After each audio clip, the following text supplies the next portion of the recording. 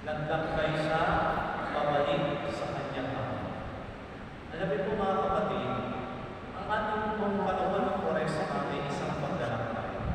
Kaya po ito po tayo po ay naglalakbay para saan? Para tayo po ay bumalik sa ama. In this Lenten season, we are being invited to reflect on ourselves as sinners. Yan naman po sinasabi sa ating ngayong Kwaresma eh.